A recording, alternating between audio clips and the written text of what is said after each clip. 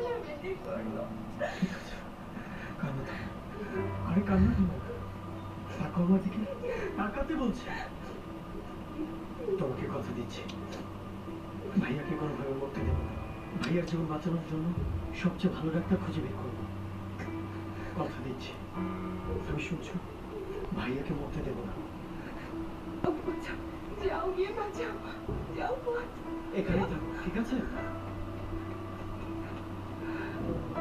কি করবো?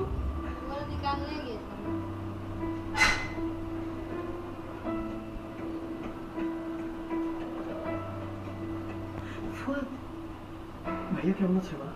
ডক্টর কি বলেছে? এখন কিছু জানি না। বাবার সামনে তো সাবধানে কথা বলবে, হ্যাঁ? কেন মা, কি হয়েছে? ফাইনের অবস্থা আশঙ্কাজনক। তুমি এখন এই পরিবারের একমাত্র ভরসা। কোম্পানির দায়িত্ব এখন তোমার উপর আসবে, সুতরাং বাবার সাথে সাবধানে কথা বলবে, যেন তোমাকে দায়িত্ব দিতে ভরসা পায়।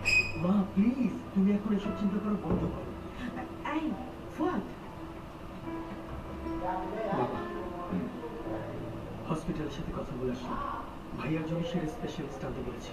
চিন্তা করো না, ভাইয়া ঠিক হয়ে যাবে।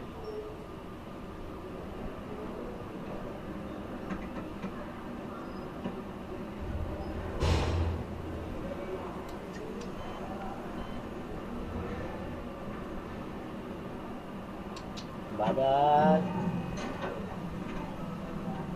ডক্টর, ফাইন কেমন আছেন? এখন মিস্টার ফাহিম অনেক স্টেবল অবস্থায় আছে, কিন্তু ওর একটা সমস্যা আছে যেটা বুঝতে পারছি।